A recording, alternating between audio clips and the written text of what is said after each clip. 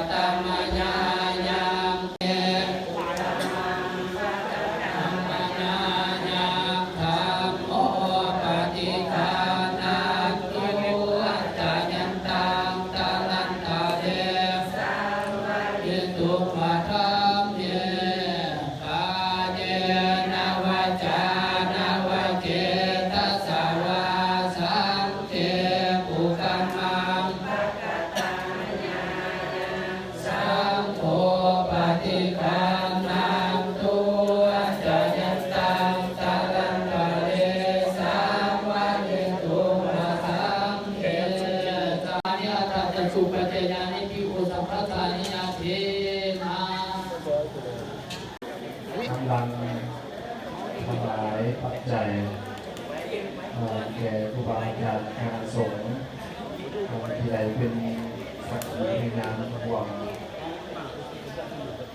งดส่งมีแล้วข่าววันใดถวายพบเพียงวันองค์เราจริงแค่ไหนในพรแก่เป็นโยมเข้าท้องตน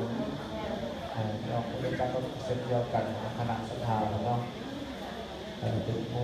มีเงินใส่ศรัทธามันคงไปเรื่อยๆด้วยที่หดที่หนาหดอีกในถวายตามเงินตามคำเนาะการที่เขาเห็นกล้องทางกล้องธรรมดากล้องปวดก็ยังบริสุทธิ์เลยครับนี่คือว่าทำการปัจจัยในถวายตามเงินของคำเทียนเงินแห่งคำศิลาจารึกนั่นนอกจากคือศาสตร์เป็นวันประสัตแต่ว่าในพระพุทธศาสนาคือบุญคือกุศลของเราโจรลักเข้าไปก็ได้ขโมยลักเข้าไปก็ได้แต่เราจะต้องที่เราไปเสียดายเนี่ยในการเป็นคนดีย้อนว่าเขาที่บุญได้สามก่อนแล้วเขาจริงสักการเขาได้มานาไปเรื่อยๆเนาะจะเป็นความเกิดความเป็นโฮมว่าอะไรเป็นแก่เขาต้องได้ทำเอาเรื่องความงานแต่ที่ว่าวันนี้อะไรทำที่อะไรก็เรื่องหนึ่งเดียวเขาทำนี่เกิดเขาเกิดสมองอะไรเขาเข้าใจแล้วเข้าใจในเรื่องของโมแล้วกายสาจากใจเป็นทุกข์ที่มีการสามารถในการในทางมีการภาวนามีการทำโอกาสเขาเข้าใจเพนเขามีแล้วมีเกิดเป็น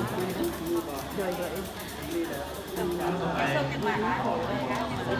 การเงิน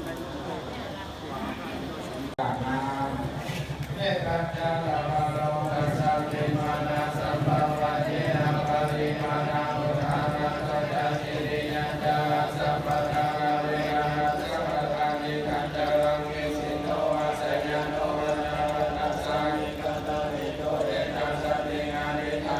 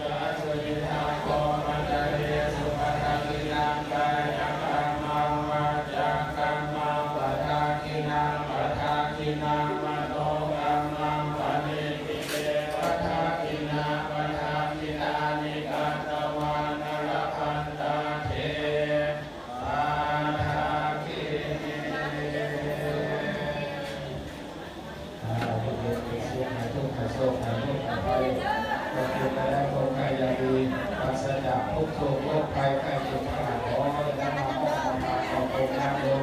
ที่มาทำบุญทำทานแต่วันนี้ขอให้เป็นส่วนบุญตัวเสื้อบุญกุศลอันยิ่งใหญ่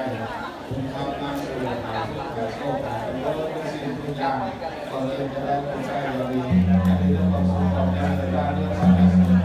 อายุวันโลที่ผ่านมาเดินทางสมหวังครับเราไปได้ว่าสุขสุขเดิน